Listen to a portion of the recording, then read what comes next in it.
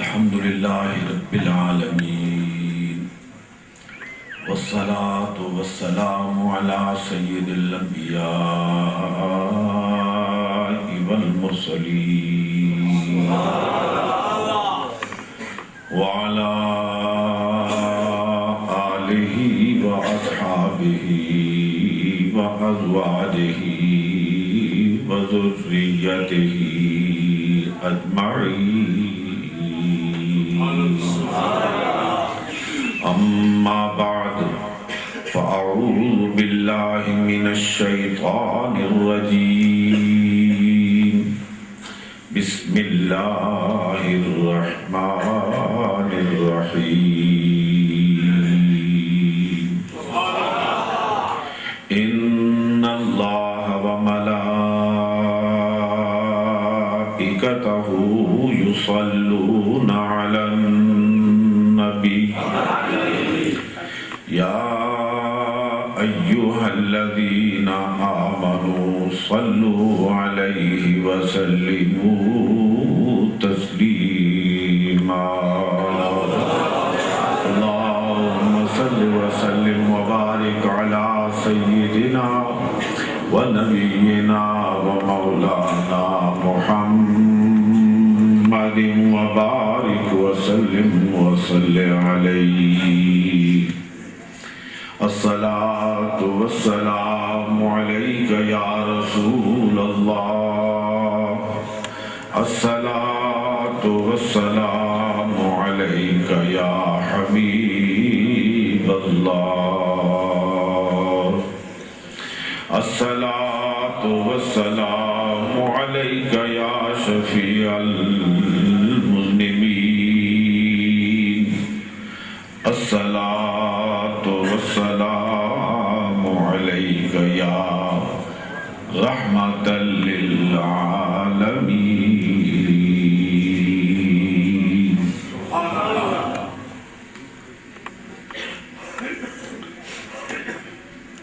انتہائی قابل احترام لائق صد عزت و احترام حضرت قبلہ پیر فقیر احمد صاحب مدد اللہ العالی آستانہ عالیہ چھپر شریف، آج کی اس انتہائی بابرکت اور اللہ رب العالمین کی تجلیات کی محبت محفل کی میزبان محترم حضرت علامہ حافظ محمد اشرف صاحب، حاجی عبدالقیوم صاحب، حضرات علماء کرام، نہایت عزتوں کے لائق سامعین محترم، میں اپنے عزیز محترم حاجی ظہیر احمد صاحب کا شکر گزار ہوں، ممنون کرم ہوں کہ ان کے توسل سے حضور علیہ السلام کی اسم گرامی نام نامی سے معنون اس مجلس پاک پہ مجھے شرکت کی سعادت حاصل ہو رہی ہے۔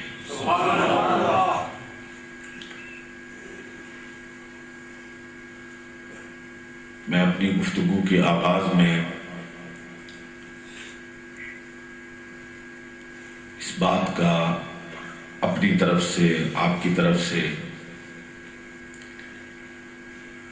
تمام غلامان مصطفیٰ کی طرف سے اظہار کرنا چاہتا ہوں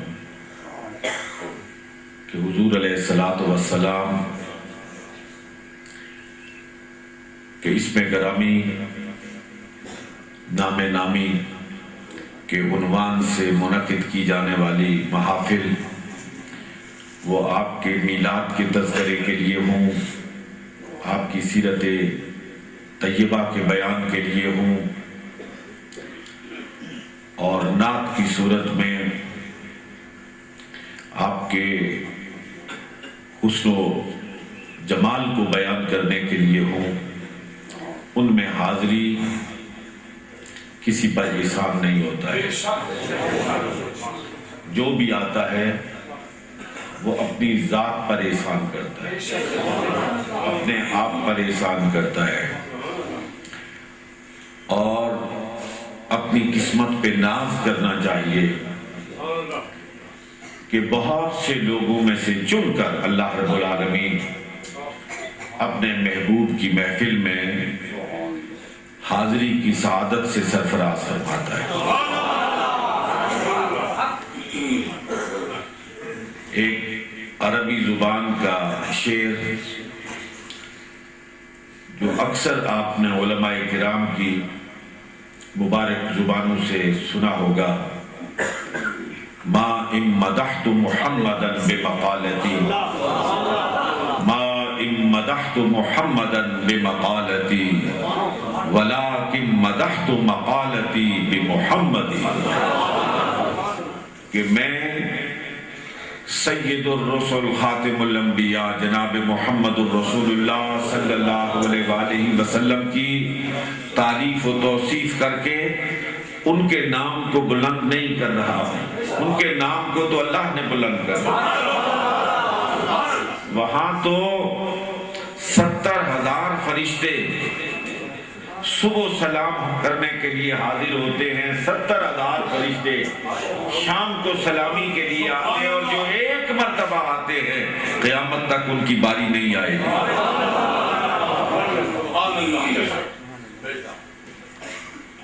ما ان مدحت مقالتا بمحمد ما ان مدحت محمدا بمقالتی ولكن مدحت مقالتی بمحمدی، بلکہ جب ہم حضور کا نام لیتے ہیں تو اپنے نام کو بلند کرتے ہیں۔ حضور کے نام کے ساتھ وابستگی کی وجہ سے ہمیں عزت ملتی ہے، ہمیں شرف ملتا ہے، ہمیں وقار ملتا ہے، فرد کو وقار ملتا ہے، معاشرے کو وقار ملتا ہے، قوم کو وقار ملتا ہے۔ اس امت کے وقار اور اس کی عزت اور عظمت اور اس کی توقیر اور اس کا مقام اور مرتبہ حضور علیہ السلام کے نام سے وابستہ ہے۔ حضرات، امت محمدیہ کا امتیاز حضور علیہ السلام کے ساتھ وابستگی، اس میں کوئی شک نہیں ہے کہ توحید ہمارے عقیدے کی بنیاد ہے، خدا کی پرستش ہمارے عقیدے کی خشت اول ہے، اور اس عقیدے پر لانے کے لیے محمد الرسول اللہ صلی اللہ علیہ وسلم نے طائف کے بازار میں پتھر کھائے، اسی عقیدے کو بنوانے کے لیے محمد عربی صلی اللہ علیہ وآلہ وسلم نے سید الشہداء حضرت حمزہ رضی اللہ تعالی عنہ کا چبایا ہوا کلیجہ اپنی پرنم آنکھوں کے ساتھ دیکھا ہے۔ حضور علیہ السلام نے اپنی حیات مقدسہ میں جتنی تکالیف صائب اور آلام برداشت کیے ہیں وہ اسی مقصد کے لیے کیے کہ اپنے ہاتھوں سے بنائے ہوئے بتوں کے سامنے جھکنے والوں اٹھو اور ایک خدا کے سامنے جھکو، ایک وحدہ لا شریک کے سامنے جھکو۔ ہمارے عقیدے کی بنیاد، ہمارے عقیدے کی خشت اول توحید ہے، لیکن دنیا میں جو چیز ہمیں ممتاز کرتی ہے وہ حضور علیہ السلام کے نام کے ساتھ وابستگی ہے، اس لیے کہ کسی نہ کسی حوالے سے ہر قوم، ہر امت توحید پرست ہے۔ ہمارا امتیاز، ہمارا وصف خاص، ہمارا تغرا حضور علیہ السلام کے ساتھ وابستگی اور غلامی محمد الرسول اللہ صلی اللہ علیہ وآلہ وسلم ہے۔ ایک بات پر آپ غور فرمائیے گا، شاید میں موضوع سے دور ہوتا چلا جا رہا ہوں، کہ جب ہم کلمہ پڑھتے ہیں تو کلمے کی ترتیب میں بھی توحید پہلے آتی، لا الہ الا اللہ، اس کے بعد آتا ہے محمد الرسول اللہ، نہیں ہے کوئی معبود مگر اللہ، اور محمد صلی اللہ علیہ وآلہ وسلم اللہ کے رسول ہے۔ کلمہ پڑھنے کی ترتیب یہی ہے کہ توحید سے شروع ہوتا ہے، رسالت پر ختم ہوتا ہے، لیکن عملاً دیکھیے پڑھنے کی ترتیب یہی ہے، لیکن عمل کی دنیا میں آپ دیکھیے، بنظر عین دیکھیے حضرات محترم، دل کی آنکھ سے دیکھیے، رسالت پہلے آتی ہے توحید بعد میں۔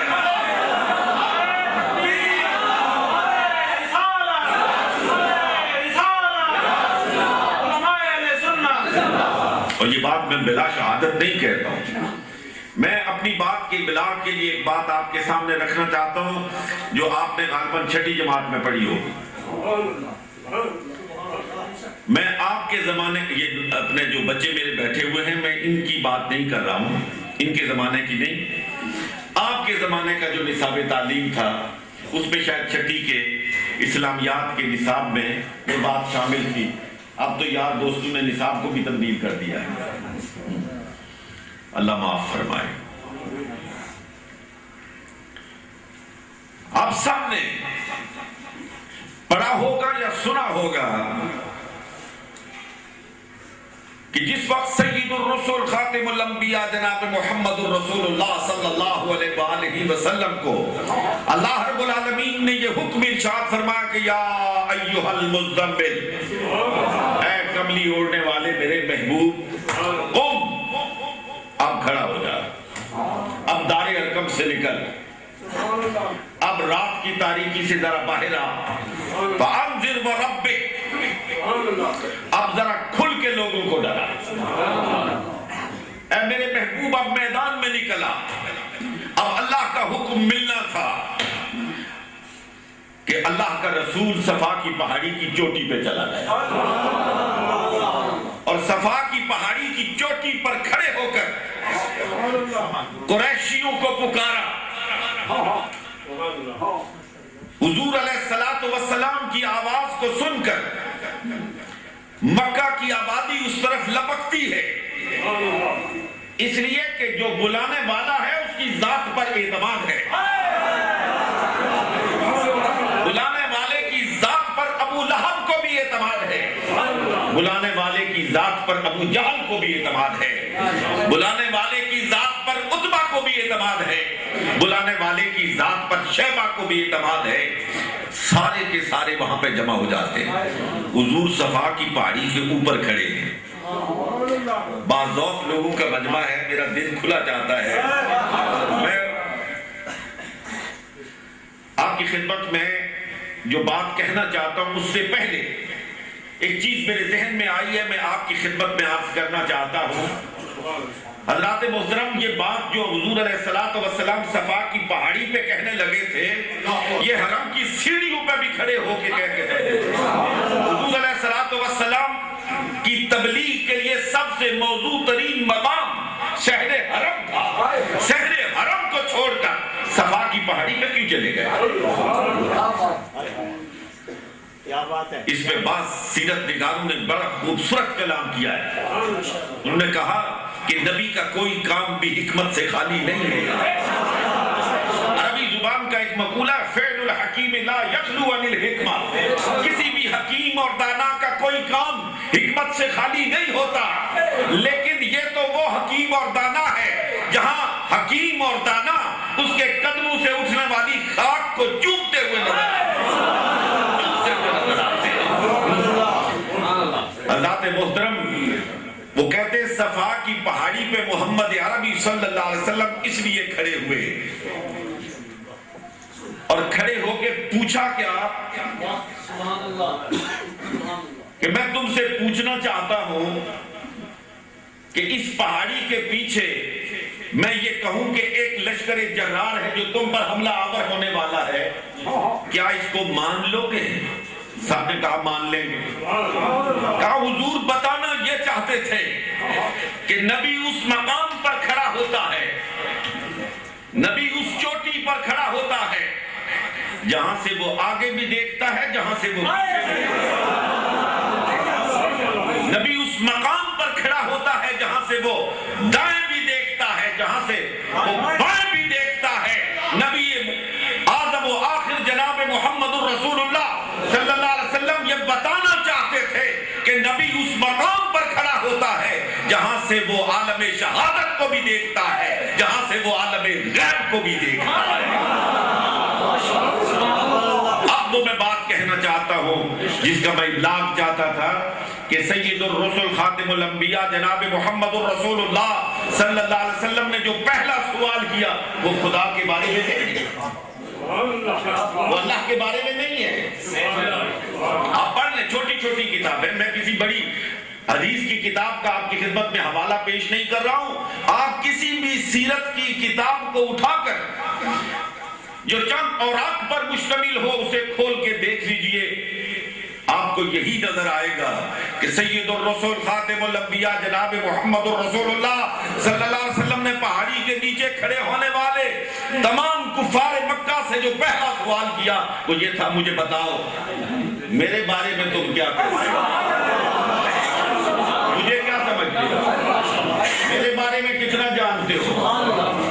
قربان جاؤ اپنے نبی کے قدموں پر کہ نیچے سے ایک آواز بلند ہوتی ہے, ایسے لگتا ہے ایک گلے سے نکل رہی ہے, ایک حلق سے نکل رہی ہے, لیکن پورا مکہ بول رہا تھا, بیک زبان بول رہا تھا, اے محمد ہم آپ کو امین بھی مانتے ہیں, ہم آپ کو صادق بھی مانتے ہیں. نہ آپ نے کبھی امانت میں خیانت کی ہے, نہ آپ کی زبان پر کبھی جھوٹ آیا. معلوم ہوا کہ توحید سے پہلے محمد عربی کو ماننا پڑتا. حضور علیہ الصلوۃ والسلام نے پہلے اپنی امانت کی گواہی لی, پہلے اپنی صداقت کی گواہی لی, اور پھر اس کے بعد ارشاد فرمایا کہ اگر میری امانت کو بھی مانتے ہو, میری صداقت کو بھی مانتے ہو, اور میں اگر یہ کہوں کہ اس پہاڑی کے پیچھے سے لشکر جرار تم پر حملہ آور ہونے والا ہے, تو بن دیکھے تم اس کو بھی ماننے کو تیار ہو, تو پھر محمد عربی کہتا ہے کہ ایک خدا ہے, وہ وحدہ لا شریک ہے, وہ تمہیں نظر نہیں آتا مگر موجود ہے, تم اس پر بھی ایمان لے آؤ. تو پھر کیوں نہیں لاتے؟ ان باتوں کو مانتے ہو تو اس بات کو بھی مان لو. عرض کرنے کا مقصود اور مدعا یہ تھا کہ توحید ہمارے ایمان کی خشت اول ہے, ہمارے ایمان کی بنیاد ہے, لیکن اس بنیاد پر ایمان لانے سے پہلے ذات محمد الرسول اللہ صلی اللہ علیہ وآلہ وسلم پر ایمان لانا پڑتا ہے. اس لیے کہ یہ جتنی ایمانیات کی باتیں ہیں یہ ساری حضور علیہ السلام کی ایک زبان کی مرہون منت, ایک زبان کی مرہون منت ہے. میں نے ہمیشہ کہا, اس بات کا تکرار کرتا ہوں کہ کسی نے نہ جبریل کو دیکھا ہے, نہ اسرافیل کو دیکھا ہے, نہ میکائیل کو دیکھا ہے, نہ عرش کو دیکھا ہے, نہ کرسی کو دیکھا ہے, نہ سدرۃ المنتہا کو دیکھا ہے, نہ جنت کو دیکھا ہے, نہ دوزخ کو دیکھا ہے, لیکن جنت پہ بھی ایمان رکھتے ہو, دوزخ پہ بھی ایمان رکھتے ہو, جبریل کو بھی مانتے ہو, اسرافیل کو بھی مانتے ہو, آسمانوں کو بھی مانتے ہو, اور زمین کی گہرائیوں کو بھی مانتے ہو. کیوں مانتے ہو؟ محمد الرسول اللہ نے فرمایا. ایک بات عام طور پر کہی جاتی ہے,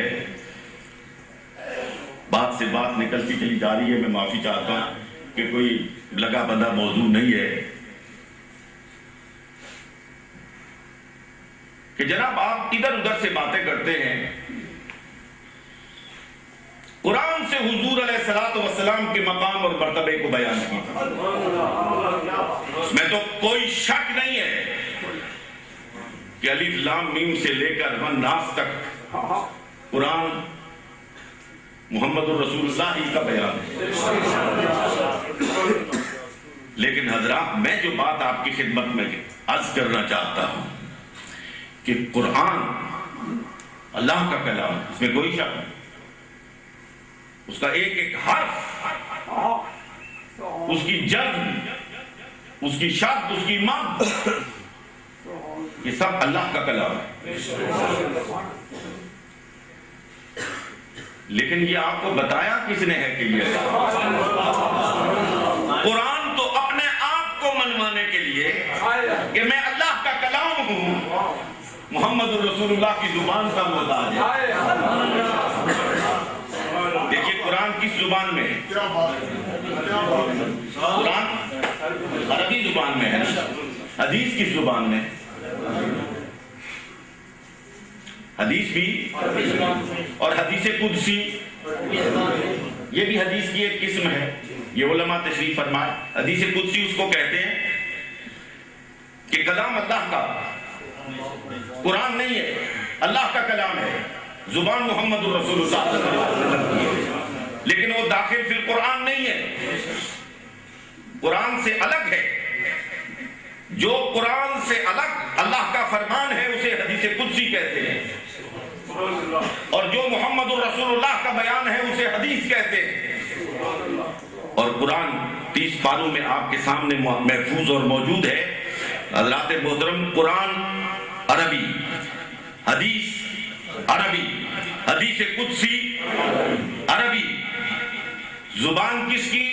محمد الرسول اللہ کی، لب کس کے؟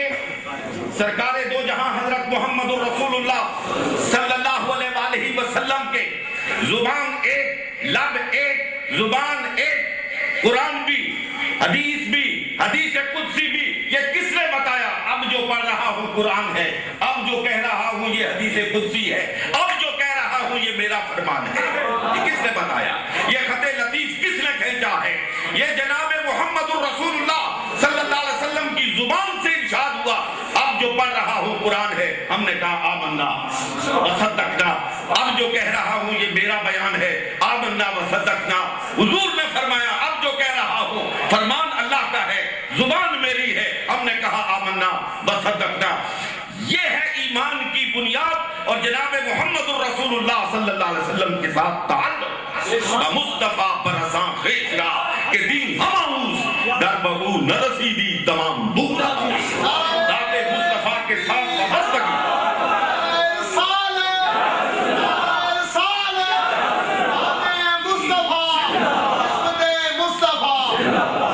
اس وقت حضور علیہ السلام معراج پہ تشریف لے گئے نا، تو انوکھا واقعہ تھا، اتنا انوکھا کہ اللہ رب العالمین نے اس کی نسبت بھی اپنے محبوب کی طرف نہیں کی، اپنی طرف کی۔ اچھا، اس میں بھی بڑی حکمت ہے۔ حضرات محترم، ادھر آگے پیچھے مجھے علماء بیٹھے ہوئے نظر آتے ہیں، صاحبان علم تشریف فرما ہے۔ کیوں خدا نے اپنی طرف نسبت کی ہے؟ سبحان الذی اسرا بعبدہ، پاک ہے وہ ذات جس نے سیر کرائی اپنے بندے کو راتوں رات۔ اپنی ذات کی طرف کیوں نسبت کی ہے؟ معلوم تھا لوگ جھٹلائیں گے اس بات۔ عقل کی پرستش کرنے والے، عقل کی دہلیز پر سجدے دینے والے کہیں گے کیسے ممکن ہو سکتا ہے کہ ایک مختصر سے پہر میں، چند ثانیوں میں کنڈی ہل رہی ہے، بستر گرم ہے، وقت کی رفتار وہیں پہ تھم گئی ہے، اور آپ یہاں سے اٹھے بیت المقدس گئے، اور زمین نیچے، زمان نیچے، مکان نیچے، لا مکان نیچے، سدرۃ المنتہا نیچے، عرش بری نیچے، اور ما زاغ البصر وما طغى، خدا کو ٹکٹکی باندھ کے دیکھ رہے ہیں اور آ رہے ہیں، پھر موسیٰ علیہ السلام کے کہنے پہ جا رہے ہیں، پھر آ رہے ہیں، پھر جا رہے ہیں، پھر آ رہے ہیں، پھر جا رہے ہیں، یہ کبھی آنا کبھی جانا، اور پھر واپس آنا، اور بستر کا گرم ہونا، اور گنڈی کا ہلتے ہونا، اور وقت کا وہیں پہ کھڑے ہونا۔ لوگ مانیں گے نہیں، انکار کر دیں گے. کہا پھر میرے محبوب کا انکار کرنے سے پہلے میرا انکار کرنا, میرے محبوب کا انکار بعد میں کرنا. میرے محبوب نے تو یہ بات کہی نہیں, میں کہہ رہا ہوں, میں رب العالمین کہہ رہا ہوں. اگر انکار کرنا ہوا نا تو پھر میرے محبوب کا انکار نہ کرنا. لیکن میں حضرات محترم یہاں رک کر ایک بات کہنا چاہتا ہوں. یہی سوال حضرت جبریل امین سے سید الرسل خاتم الانبیاء جناب محمد رسول اللہ صلی اللہ علیہ وسلم نے کیا تھا کہ یہ سب کچھ میں دیکھ رہا ہوں, یہ میرا مشاہدہ ہے, میں جا کے اسے بیان کروں گا, مانے گا کون, تصدیق کون کرے گا؟ تو حضرت جبریل امین نے کہا تھا, میں نے نہیں کہا, کسی عالم دین نے نہیں کہا, کسی محدث نے نہیں کہا, کسی مفسر نے نہیں کہا. یار حضور کے غلاموں کو, حضور کے غلاموں کو جبریل پہچانتے ہیں, جبریل پہچانتے ہیں, اور حضور کے غلاموں کا تذکرہ وہ آسمانوں پہ کرتے ہیں. حضرت جبریل امین نے کہا اے اللہ کے محبوب زمین پر جا کے تو دعویٰ کر کے دے, پھر دے تیرا یار تصدیق کرنے کے لیے. ہم تو اس وقت کے منتظر ہیں, لقب لکھ کے رکھا ہوا ہے, لکھ کے رکھا ہوا ہے. ہم تو اس لمحے کے منتظر ہیں تو زمین پہ جائے, جا کے دعویٰ کرے, ابو بکر اس کی تصدیق کرے اور رب اسے صدیق کے لقب سے ملقب کر دے. دنیا ابو بکر کا نام بھول کر ہمیشہ کے لیے صدیق اکبر کہنا شروع کر دے.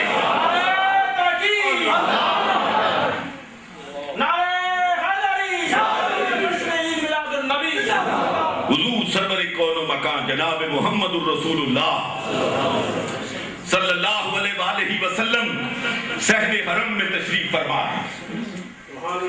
یہ بڑے میرے محترم صوفی بیٹھے, ذرا چشم تصور سے اس منظر کو اپنے سامنے لاؤ. یقین کرو اگر دل میں عشق مصطفیٰ ہے تو جھوم جاؤ گے. کیا منظر ہوا ہوگا. سید الرسل خاتم الانبیاء, وہ آفتاب رسالت جس کو قرآن سراجم منیرہ کہتا ہے, اس سورج کو جو چمکتا ہے تو ساری دنیا کے اندھیروں کو کافور کر دیتا ہے اور دنیا جگمگ جگمگ کرتی ہے. اس کو بھی سراجم وہاجا کہا ہے, اور محمد عربی صلی اللہ علیہ وسلم کو سراجم منیرہ کہا ہے. لیکن آپ کو ایک ذوق کی بات بتاؤں, جو میں ایمان رکھتا ہوں نا, میں وہ ایمان آپ کے سامنے پیش کرنا چاہتا ہوں. دل چاہے تو مانو, دل چاہے نہ مانو, میں اپنے ایمان کی بات کرتا ہوں. خدا کی قسم اگر وہ سراجم منیرہ نہ ہوتا تو اس سراجم بہاج کی بھی روشنی نہ ہوتی. آپ کو جو روشنی ملی ہے وہ سراجم منیرہ سے ملی. یہاں پنڈی کے ایک شاعر ہیں توصیف تبسم, ان کا بڑا پرانا شعر اچانک میرے ذہن میں گردش کر رہا ہے, آپ کی نظر کرتا ہوں. وہ کہتے ہیں اے روشنی مقام محمود, اے روشنی مقام محمود. مقام محمود آپ کو معلوم ہے نا, اس مقام کو کہتے ہیں جہاں قیامت والے روز سید الرسل تشریف فرما. عسیٰ ان یبعثک ربک مقاما محمودا. اے روشنی مقام محمود, سورج تیرے سائے میں کھڑا ہے. اے روشنی مقام محمود, سورج تیرے سائے میں کھڑا ہے. اوپر سے روشنی آتی ہے, یہ اس سے روشنی لیتا ہے اور دنیا جگمگ جگمگ کرنا شروع کر دیتی ہے. حضور علیہ السلام وہ آفتاب نبوت, وہ آفتاب رسالت صحن حرم میں چمک رہا ہے, دمک رہا ہے. صحابہ کرام بھی بیٹھے ہیں, مخالف بھی بیٹھے, دشمن بھی بیٹھے, اقرار کرنے والے بھی بیٹھے, انکار کرنے والے بھی بیٹھے. اور حضور علیہ السلام ایک ترتیب کے ساتھ واقعہ معراج کو بیان فرمائے.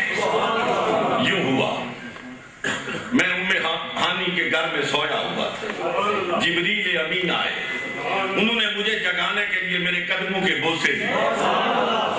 اچھا یہاں رک کے پھر ایک بات آپ کی خدمت میں عرض کرنا چاہتا ہوں. مجھے نہیں معلوم, میں ان کلامی بحثوں میں پڑھنے کا عادی نہیں ہوں کہ حضور علیہ السلام نور تھے یا بشر تھے.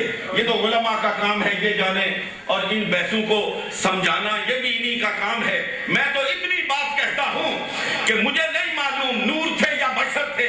میں تو تاریخ کا طالب علم ہوں. میں تو اتنا دیکھتا ہوں کہ بشر لیتا ہوا ہے اور نور اس کے قدموں کے بوسے لے رہا ہے. مجھے نہیں معلوم بشر لیتا ہے, نوری پوائنٹی کی طرف کھڑا ہے, جگانے کا منتظر ہے اور خود بوسہ نہیں لیتا. خالق کائنات پکار کے کہتا ہے, اور جبریل امین میرے محبوب کو جگانا ہے تو قبل قدمئی, جھک جا میرے محبوب کے قدموں پہ اور میرے محبوب کے قدموں کے تلووں کا بوسہ لے لے. نعرہ تکبیر, نعرہ تکبیر, نعرہ رسالت, نعرہ رسالت, امت مصطفیٰ, علماء اہل سنت. حضور علیہ السلام ترتیب کے ساتھ یہ واقعات بیان فرما رہے ہیں. بیچ میں ابو جہل بھی بیٹھا ہے. ایک صرف علماء کے دسترخوان پہ ایک چیز رکھنا چاہتا ہوں. عام طور پر یہ کہا جاتا ہے کہ ابو جہل شاید ہم مسلمانوں نے, غلامان مصطفیٰ نے اسے کہا ہے کہ جہالت کی باتیں کرتا تھا تو ہم نے جہالت والا اسے کہا ہے. ابو اور زو عربی زبان میں والا کے معنوں میں استعمال ہوتے ہیں. ایسا نہیں ہے. اس پہ جو عرب علماء ہیں اور علماء لغت ہیں اور جو جنہوں نے کام کیا ہے حضور علیہ السلام کی بعثت مبارکہ سے پہلے کے زمانے میں, اور علماء کی خدمت میں اس پہ سب سے اچھی کتاب تاریخ قبل الاسلام کے نام سے جواد علی کی آئی جو 13 جلدوں میں ہے. انہوں نے اس پہ بہت تحقیق کی ہے اور تحقیق کے بعد یہ لکھا ہے کہ یہ جہل اکڑ پن کے معنوں میں استعمال ہوتا تھا, تحور کے معنوں میں اکڑا ہوا, بہت ہی سینہ تن کے چلنے والا اور لوگوں کو کچھ نہ سمجھنے والا. تحور کے معنوں میں, جس طرح تحور جس کو کہتے ہیں نا اردو زبان میں, ان معنوں میں استعمال ہوتا تھا. اور حضور کی بعثت سے پہلے بھی عرب کے لوگ اس عمر کو ابو جہل کے نام سے پکارتے تھے, یعنی اکڑ والا, غرور والا, تکبر والا, فن خان جس کو اپنی زبان میں کہتے. یہ بھی بیٹھا ہوا تھا وہاں پہ. جب حضور کی زبان اقدس سے یہ معراج کا واقعہ سنا تو اس نے کہا کہ دیکھو یہ بات کوئی ایسی ہے کہ جس کو مانا جائے, اور ان کا سب سے زیادہ قریب اور جس کی رغبت سے لوگ کشاں کشاں اسلام کی طرف لپکے چلے آ رہے ہیں وہ ابو بکر ہے. آج ابو بکر پر بات کرنے کا بہت اچھا دن. حضرت ابو بکر مجلس میں موجود نہیں تھے, ان کو ڈھونڈتا ہوا یہ مکے کی گلیوں میں نکل گیا. دیکھا تو ایک طرف سے ابو بکر آ رہے, وہیں پر روک لیا, کہا مجھے یہ بتاؤ کہ اگر تم سے کوئی یہ کہے کہ رات کے پچھلے پہر مجھے اپنے گھر سے اٹھایا گیا, بیت المقدس لے جایا گیا, وہاں سے فضاؤں کو پیچھے چھوڑتا ہوا میں آسمانوں سے گزرتا ہوا سدرۃ المنتہا کی بلندیوں کو پامال کرتا ہوا میں آگے بڑھا اور خدا سے مل کے واپس آیا, تو یہ سب کچھ ماننا ممکن ہے؟ کہا نہیں, یہ تو کوئی ایسی بات ہے نہیں ہے کہ جسے عقل قبول کرے. نے کہا کہ تیر نشانے پہ لگا, نشانے پہ لگا. اس نے کہا واقعی یہ بات عقل تسلیم نہیں کرتی. کہا نہیں کرتی. کہا اگر نہیں کرتی تو جس پر ایمان لائے ہوئے ہو, جس کو اپنا پیغمبر مانتے ہو, جس کے ساتھ اپنی صبح اور شامیں گزارتے ہو, وہ صحن حرم میں بیٹھا ہوا یہی باتیں کر رہا ہے. اچھا یہاں پھر آپ کی توجہ ایک طرف دلانا چاہتا ہوں. اب گواہی کے لیے تو سچا ہونا ضروری ہے اور بااعتماد ہونا ضروری ہے. ابو بکر کے لیے رضی اللہ تعالیٰ عنہ کے لیے ابو جہل بااعتماد تھا, کسی مسلمان کے لیے بھی نہیں. وہ اس سے محبت کرتے تھے, وہ اس کی گواہی کو قبول کر سکتے تھے, لیکن بات تھی عشق کی, بات تھی مستی کی, بات تھی حضور کی فضیلت کی, بات تھی حضور کے مقام اور مرتبے کی. آپ نے کہا میرا رسول کہہ رہا, محمد عربی یہ بات کہہ رہے. کہا ہاں ہاں خود سن کے آ رہا ہوں, ابھی وہیں سے اٹھ کے آ رہا ہوں, وہ یہی کہہ رہے ہیں. کہا اگر میرا رسول کہہ رہا ہے آمنا و صدقنا, ایمان بھی لاتا ہوں تصدیق بھی کرتا ہوں. اس کو اقبال نے کہا تھا کہ سبق ملا ہے یہ پیر رومی سے مجھے, سبق ملا ہے یہ پیر رومی سے مجھے, عقل قربان کن بپیش مصطفیٰ. پیر رومی نے مجھے یہ سبق پڑھایا ہے کہ اپنی عقل کو دہلیز محمد مصطفیٰ کے قربان. حضور کی بات آئے, حضور کی صفات کی بات آئے, حضور کے معجزات کی بات آئے, تو پھر اسے عقل کے ترازو پر مت تولو. گواہی دینے والا بے شک ابو جہل ہی کیوں نہ ہو, اسے یہاں ایک نقطہ آپ کی خدمت میں عرض کرنا چاہتا ہوں, ذرا اس کو ہمیشہ یاد رکھیں. اگر حضور کی تعریف کرنے والا ہندو ہو, حضور کی تعریف کرنے والا سکھ ہو, دلو رام کوسری ہو, گوپی ناتھ امن ہو, کوئی انگریز تعریف کرنے والا مارگولیت ہو, حضور کی تعریف کرنے والا کوئی بھی ہو, قبول کرنے میں ذرا دیر نہ کرو. یہ سبق آج پڑھ کے جاؤ, ذرا دیر نہ کرو. حضور کی تعریف کر رہا ہو, ماننے میں ذرا برابر تعامل نہ کرو. لیکن کسی نے ہاتھ میں تسبیح پکڑی ہو, جبہ ہو, سر پہ دستار ہو, سامنے اس نے بخاری شریف رکھی ہو, لیکن حضور علیہ السلام کی شان کے خلاف بات کر رہا ہو, اس کی بات کو اٹھا کے اس کے منہ پہ دے.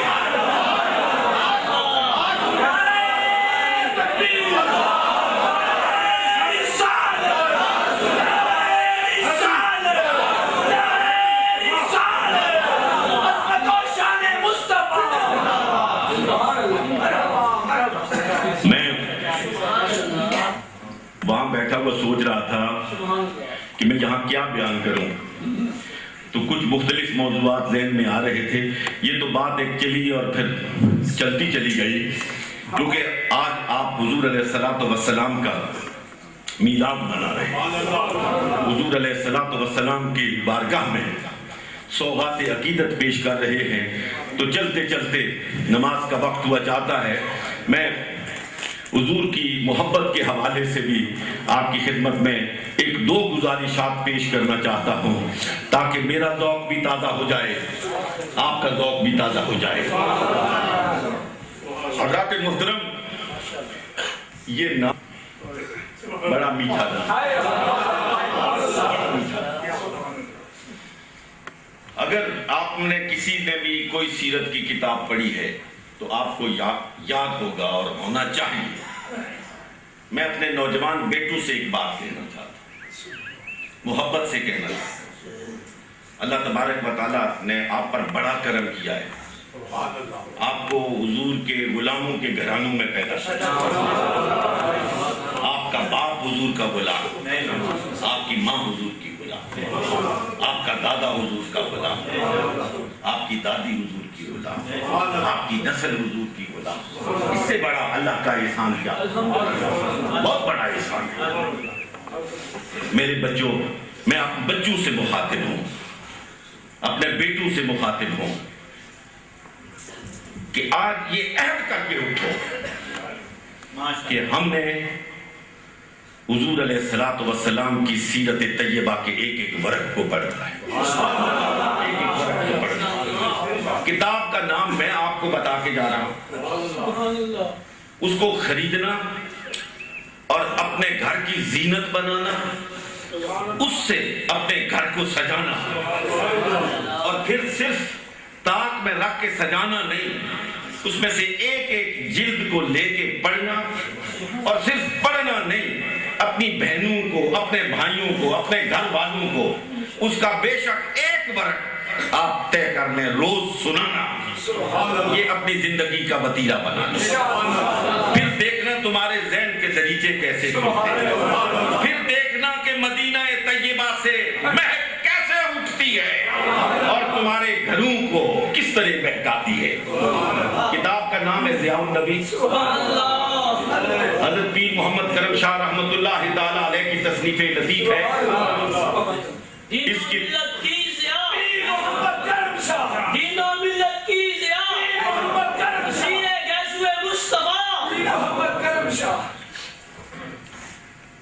उस किताब को लिखने के लिए उन्होंने इश्क की रोशनाई को इस्तेमाल किया है और मोहब्बत की कलम से उसको रकम फरमाया है। पढ़ते जाओगे दिल के गुंजे खिलते चले जाएंगे। इसको पढ़ो नौजवानों, ताकि आपके नबी की सीरत का एक एक वर्क आपके सामने आए, आपको पता चले कि जिस नबी पर हम ईमान लाए हैं, जो नबी हमारी अकीदतों का मरकज है, मावा है, मलजा है, और जिसकी शफाअत पर हमारा सारा दारो मदार, उसकी हयात मुक़द्दसा क्या थी, क्या अर्ज कर रहा था?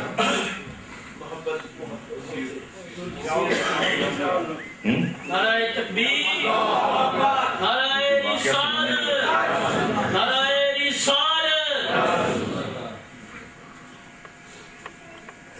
मालूम नहीं क्या कहने लगा था। हाँ, रज़ा की बात कर रहा था। असल में मेरी मुसीबत यह है कि मैंने कभी तकरीर तैयार नहीं की, जहां तक काम चलता गया बस चलाए रखा, जहां खत्म हो गया वहां खत्म कर दिया।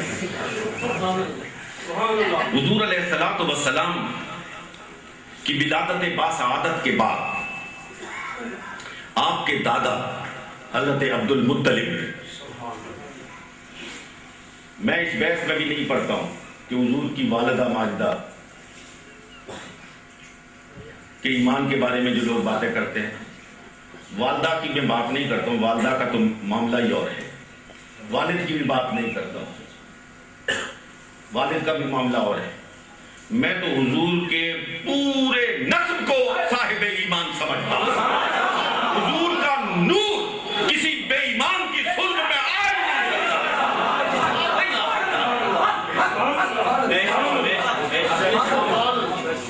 हजरत अब्दुल मुत्तलिब रज़ी अल्लाह ताला अन्हु,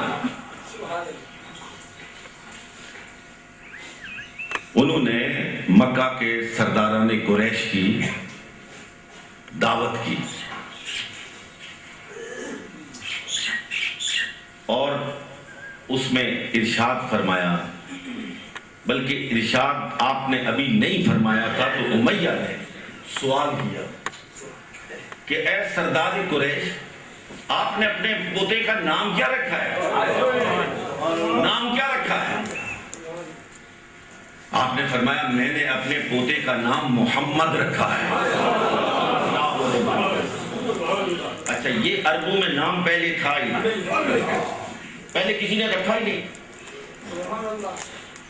उमैया मुताज्जिब सा हुआ और उसने कहा कि ये नाम तो पहले कभी नहीं सुना।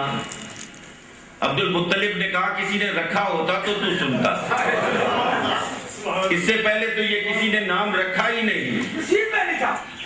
उसने फिर ताज्जुब से देखा तो अब्दुल मुत्तलिब ने उसके इस्तेजाब को भांपते हुए इरशाद फरमाया कि मैंने अपने पोते का नाम मोहम्मद इसलिए रखा है कि मेरे पोते का नाम मेरे पोते के नाम का चर्चा हर हो, लोग इस नाम को बहुत याद करें। उस पे जाफर शाह पुरवानवी ने बड़ा खूबसूरत जुमला लिखा है। जाफर शाह पुरवानवी ने कहा अपनी मारूफ किताब पैगंबर इंसानियत में कि अब्दुल मुत्तलिब तो ये कह रहे थे कि मैंने ये सोच के रखा है, और ऊपर कातिबे तकदीर कह रहा था अब्दुल मुत्तलिब तू सोच रहा है, हमने तो तेरे बेटे के सर पे वरफाना लका जिक्र का ताज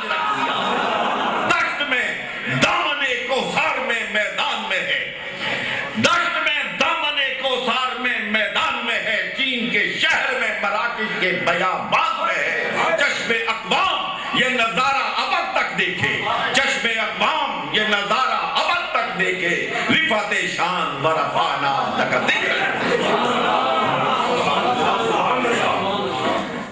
کہا میں نے اپنے پوتے کا نام محمد رکھا ہے۔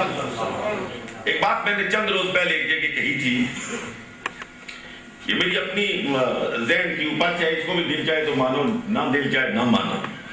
دیکھیے قرآن اور صاحب قرآن کا ایک رشتہ ہے، دونوں کو آپ جدا تو نہیں کر سکتے، اس لیے کہ اس دل کو قرآن سے آپ کیسے جدا کر سکتے ہیں جس پہ وہ نازل ہوا ہے، نازل ہوا ہے۔ قرآن اور صاحب قرآن کو آپ جدا نہیں کر سکتے۔ قرآن کا معنی کیا ہے؟ قرآن کا کیا معنی ہے؟ مطلب ہے بار بار پڑھی جانے والی کتاب، بار بار پڑھی جانے والی کتاب، بے حد و حساب پڑھی جانے والی کتاب۔ محمد کے کیا معنی؟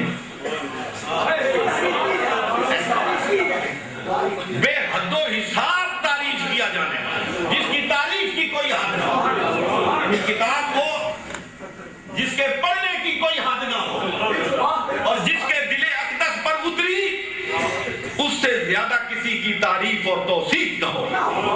لیکن کہیں آپ شک میں تو نہیں پڑ جائیں گے، اور کوئی ڈال بھی سکتا ہے کہ یہ آپ کیسی بات کرتے ہیں کہ اللہ سے زیادہ تو حضور کی تعریف نہیں ہو سکتا۔ ہو سکتا ہے، کہہ سکتا ہے۔ ہر رنگ و بو، یہ فضا، یہ ہوا، یہ درخت، یہ درختوں کے پتے، یہ زمین پر پڑے ہوئے ذرے، یہ آسمان پر چمکنے والے ستارے، اور ان کے اوپر ملائکہ، اور وہ تسبیح کرنے والے، تہلیل کرنے والے، رکوع کرنے والے، سجدے کرنے والے، کائنات کی ہر شے اللہ کی تسبیح بیان کرتے، تہلیل بیان کرتے، اور حضور کی تسبیح بیان کرتے، تہلیل بیان کرتے۔ اور حضور کی تسبیح اور تہلیل کی شان ہی نرالی، کھڑے کھڑے پاؤں پہ اتنا برم پڑ جاتا ہے کہ خدا کو ترس آ جاتا ہے۔ میرے محبوب اتنا کھڑا نہیں، اتنا کھڑا نہیں، تھوڑی دیر کے لیے آرام بھی کرے۔ اور جب حضرت عائشہ نے کہا تھا کہ آپ کا تو نہ پہلے گناہ نہ بعد میں گناہ، تو اتنے سجدے، اتنا رکوع، اتنا سجود، اتنا خشوع، اتنا خضوع ضرورت کیا ہے؟ افلا اکون عبدا شکورا، اے عائشہ میں کیا اپنے رب کا شکر گزار بندہ نہ بنوں؟ یہ آپ کا نبی کہہ رہا ہے صلی اللہ علیہ وآلہ وسلم۔ ساری کائنات اس رب کی، تمام پیغمبر اس کا تعریف اور توصیف، اور سید الرسل خاتم الانبیاء جناب محمد رسول اللہ صلی اللہ علیہ وآلہ وسلم بھی اسی کی تعریف، اسی کی تسبیح، اسی کی تحلیل۔ لیکن اس کا اپنا ایک قانون ہے، ایک قاعدہ ہے، کلیہ ہے کہ کل من علیہا ہے کہ نہیں؟ یہ ساری دنیا فنا ہو جائے گی، کوئی چیز باقی بچے گی نہیں، کچھ بھی نہیں بچے گا۔ اچھا وہ لمحے کے لیے ہو، لمحے کے کروڑویں حصے کے لیے ہوگا تو صحیح، اس کا فرمان ہے۔ تو اس کروڑویں حصے میں خدا کی تعریف رکے گی یا نہیں؟ رک جائے گی نا، اس لیے کہ کوئی چیز ہے ہی نیست ہی نیست ہے۔ لیکن میں آپ کو بتاؤں، اپنے نبی کے قدموں پہ قربان جاؤ، اپنے نبی کے قدموں پہ قربان جاؤ۔ جب کوئی چیز نہیں ہوگی اور خدا کی تعریف رک جائے گی، اس وقت بھی مصطفیٰ کی تعریف ہو رہی ہوگی، اس لیے کہ مصطفیٰ پہ درود پڑھنے والا رب ذوالجلال اس وقت بھی موجود ہوگا۔ کل من علیہا فان ویبقی وجہ ربک ذو الجلال۔ آج در مصطفیٰ پہ آئے ہو، جولیاں پھیلاؤ، اور حضور کے توسل سے جو رب سے مانگنا ہے وہ مانگو۔ جو یقین کرو، جب حضور کا نام لے کر، حضور کا توسل لے کر، حضور پر درود پڑھ کر آپ خدا سے مانگتے ہو نا، تو وہ جب درودوں کو رد نہیں کرتا تو ان درودوں میں لپیٹی ہوئی دعا کو بھی رد نہیں کرتا۔ صرف اپنے رب کی بارگاہ میں اپنی دعا کو درودوں میں لپیٹ کر، درودوں کے لفافے میں رکھ کے بارگاہ رب العزت میں پیش کرو۔ حضور علیہ السلام وضو فرما رہے تھے، وضو فرمانا چاہتے تھے، تو حضور علیہ السلام کے عاشق، حضور علیہ السلام کے غلام، آپ کے صحابی حضرت ربیعہ لوٹا اٹھا کے اور آپ کے مقدس ہاتھوں پہ ڈالنا شروع کر دیا، وضو کرانے لگے۔ حضور نے چشم رحمت کو اٹھایا، ربیعہ کی طرف دیکھا تو رحمت کا وہ دریا جو کل جوش میں تھا وہ آج بھی ہے۔ حضور کی رحمت نے جوش مارا تو حضور نے فرمایا سل یا ربیعہ، ربیعہ مانگ کیا۔ حضرت ربیعہ نے اس رحمت کے دریا کو جوش مارتے ہوئے اور ساحل سے ٹکراتے ہوئے دیکھا تو کہا مرافقتک فی الجنہ، مرافقتک فی الجنہ، یا رسول اللہ صلی اللہ علیہ وسلم جنت میں آپ کی رفاقت، آپ کی رفاقت۔ حضور نے فرمایا وہ مل گئی۔ جنت کس کی ہے؟ اللہ کی ہے۔ حضور نے کیوں فرمایا مل گئی؟ کیوں مل گئی؟ محبوب و محب میں نہیں،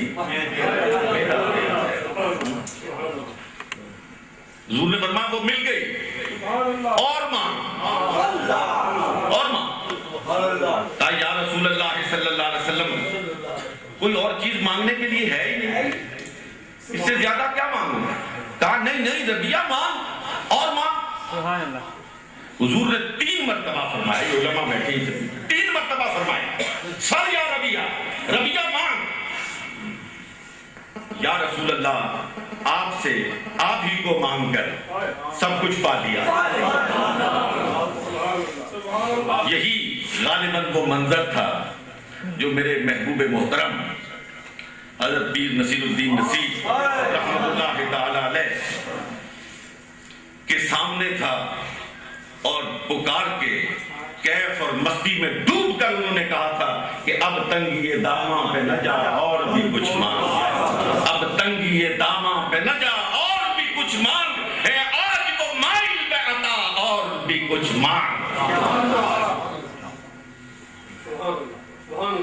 اب تنگی یہ داماں پہ نہ جا اور بھی کچھ مانگ، ہے آج وہ مائل میں عطا اور بھی کچھ مانگ۔ یہ سرکار کا در ہے، در شاہاں تو نہیں، یہ سرکار کا در ہے، در شاہاں تو نہیں، جو مانگ لیا اور بھی کچھ مانگ۔ میں ایک واقعہ اگر آپ اجازت دیں تو میرے ذہن میں آیا، میں آپ کو سنا کے بات کرتا ہوں۔ اجازت ہے؟ نعرہ تکبیر،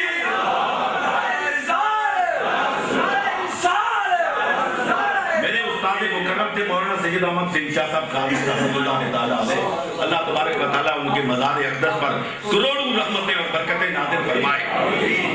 وہ فرماتے ہیں، اور یہ چھپا ہوا ہے لیکن میں نے خود ان کی زبان اقدس سے اس کو سنا ہے، سماعت کیا، مجھے یہ شرف حاصل ہے، انہوں نے درس میں بیان کیا۔ فرماتے ہیں کہ میں اس وقت ہندوستان میں تھا، نوجوان تھا، لاہور میں جامعہ نعمانیہ کا سالانہ جلسہ تھا جس میں پورے بر صغیر کے علماء اکٹھے، بہت بڑا اکٹھ تھا علماء کا، علماء کی کہکشاں آباد تھی وہاں۔ میں بھی انڈیا سے اس میں شرکت کے لیے مجھے دعوت دی گئی اور میں حاضر ہوا۔ ایک عالم نے اسٹیج پہ تقریر کرتے ہوئے کہا کہ جتنی بھی صفات حسنہ عمدہ صفتیں ہیں وہ اپنے کمال کو پہنچتی ہیں تو حضور علیہ السلام کے قدموں کے تنگوں کے بوسے لے، وہ علم ہے، علم اپنی انتہا کو پہنچتا ہے تو ذات مصطفیٰ کے قدموں سے جا کے ٹکراتا ہے، علم ہے۔ علی ھذا القیاس تمام صفات حسنہ، سخاوت ہے، سخاوت جب پورے جوبن پہ آتی ہے تو پتہ چلتا ہے محمد الرسول اللہ کا دریائے سخاوت اس سے بھی کہیں آگے۔ یہ تقریر کی بیٹھ گئے اور اس کے بعد مجھے پکارا گیا، یعنی مولانا احمد سید شاہ صاحب قاضی رحمت اللہ تعالیٰ علیہ کو۔ فرماتے میں بالکل نوجوانی تھی اس وقت، میں سٹیج پہ آیا، تو مجھے کسی نے آ کے ایک رکا دیا. اس رکے پہ لکھا ہوا تھا کہ مولوی صاحب میں ایک ہندو طالبہ ہوں, میں آپ کے مدرسے کے سامنے کے مکان میں رہتی ہوں, میں نے آپ کی دینیات کی ساری کتابیں پڑھی, میں نے آپ کے نبی کی سیرت بھی پڑھی ہے, میں نے دیگر لوگوں کی سیرتوں کو بھی پڑھا ہے, اور میں نے حاتم طائی کو پڑھا ہے. اس کی سخاوت کے لیے 7 دروازے تھے, اور ایک مرتبہ ایک سائل ایک دروازے پہ آیا, اس نے دیا, دوسرے دروازے پہ گیا, اس نے پھر اسے عطا کیا, تیسرے پہ گیا, اس نے پھر اسے دیا, وہ 7 دروازوں پہ گیا, 7 دروازوں پہ حاتم طائی نے اس کو عطا کیا, لیکن حاتم طائی کے ماتھے پہ شکن بھی نہیں آئی, شکن بھی نہیں آئی. آپ سے پہلے تقریر کرنے والے عالم دین نے کہا ہے کہ ہر صفت حسنہ اپنے کمال کو پہنچتی ہے تو ہمارے نبی کے قدموں کو چومتی ہے. اپنی نبی کی سیرت سے کوئی اس طرح کا ایک واقعہ نکال کے دکھا رہے ہیں. اور ساتھ اس نے کہا کہ میں دعوے سے کہتی ہوں کہ تمہارے نبی کی سیرت میں اس طرح کا واقعہ ہے نہیں, اس لیے کہ میں نے ساری پڑھی نہیں, یہ واقعہ ہے. تمہاری علمی دیانت کا تقاضا یہ ہے کہ یہ میرا خط پڑھ کے بھی سناؤ, اور جب جواب نہ دے پاؤ تو پھر برملا اس کا اعتراف بھی کرو, اور اس بات کی بھی تردید کرو کہ جو پہلے عالم دین نے یہاں پہ دعویٰ کیا تھا وہ دعویٰ صحیح نہیں. میں ایک لمحے کے لیے تو ہل گیا, لیکن میں نے وہ خط پڑھ کے سنا دیا.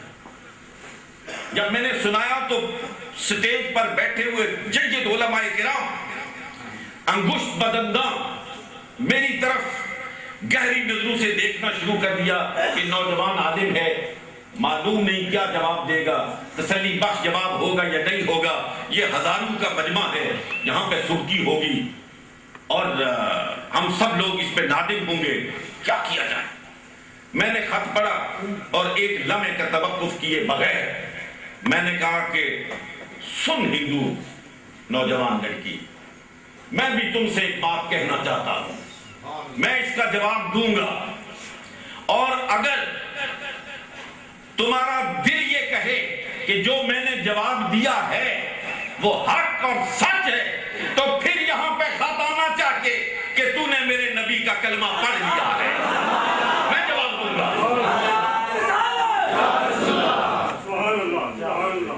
یہ کہہ کے میں نے یہ روایت پڑھی ربیہ والی. میں نے کہا حاتم طائی کے گھر کے 7 دروازے تھے, مانگنے والا 7 دروازوں پہ گیا, پھر بھی اس کا دامن نہیں بھرا, دامن نہیں بھرا. اگر 14 ہوتے تو 14 پہ جاتا, 100 ہوتے تو 100 پہ جاتا, پھر بھی دامن نہیں بھرتا تھا. لیکن میرے نبی کے دروازے پہ دینے والا کہہ رہا ہے مانگ, لینے والا کہہ رہا ہے جھولی بھر گئی ہے, ضرورت ہے مجھے بتا سخی وہ ہے یا سخی یہ ہے. تھوڑی دیر کے بعد اسی سٹیج پہ رکا آیا اور اس طالبہ نے کہا کہ اس جلسے کے اختتام پر میں آپ کی خدمت میں حاضر ہو کے پڑھنا چاہتی ہوں اشہد ان محمدن عبدہ و رسولہ. درفشانی نے تیری قطروں کو دریا کر دیا, دل کو روشن کر دیا, آنکھوں کو بینا کر دیا. درفشانی نے تیری قطروں کو دریا کر دیا, دل کو روشن کر دیا, آنکھوں کو بینا کر دیا. خود نہ تھے جو راہ پر, خود نہ تھے جو راہ پر, اور ان کی ہادی بن گئے. وہ کیا نظر تھی, وہ کیا نظر تھی جس نے مردوں کو مسیحا کر دیا. وآخر دعوانا الحمدللہ رب العالمین.